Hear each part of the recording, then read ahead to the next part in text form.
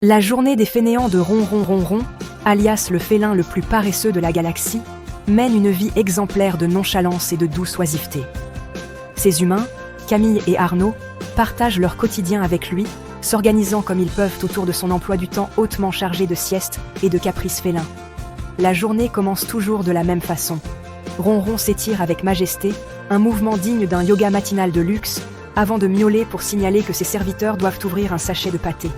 Camille, les yeux encore mi-clos, obéit en silence pendant qu'Arnaud grogne quelque chose ressemblant à « Ronron est pire qu'un patron ». Mais Ronron, fidèle à son rôle de chat tyrannique, ne mange pas tout de suite.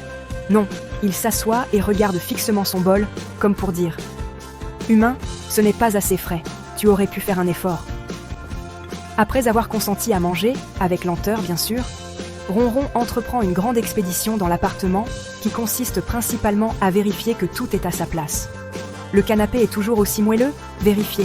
Le coussin de la chaise de Camille est bien installé? Parfait. Il peut y faire ses griffes discrètement.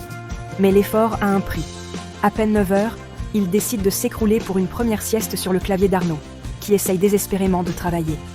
Résultat, un document Word rempli de lettres aléatoires, comme si Ronron avait rédigé un manifeste en langage chat. Vers midi, Ronron se réveille, évidemment pas pour longtemps, et décide de tester l'attraction de la journée, le tiroir du bureau de Camille, qu'elle a eu l'audace d'ouvrir pour chercher des stylos. Intrigué, Ronron saute avec grâce et se glisse dedans comme si c'était une cabane secrète. Quand Camille tente de le faire sortir, elle reçoit un regard perçant qui semble dire « Ce tiroir est à moi maintenant, fais-en ton deuil ». Finalement, il s'endort là, lové entre des bloc-notes et des stylos, comme si c'était le lieu le plus confortable au monde. Camille et Arnaud n'ont pas le cœur de le déranger et travaillent donc avec un tiroir de bureau partiellement inutilisable. Quand Ronron daigne sortir de son refuge, il passe le reste de la journée à alterner entre des câlins exigeants, « Humain, grattez-moi ici, mais pas trop longtemps », et des sessions d'observation intenses depuis la fenêtre. Toute activité extérieure est soigneusement suivie par ses yeux félins perçants. Mais jamais, ô grand jamais, il ne songerait à bouger plus que nécessaire.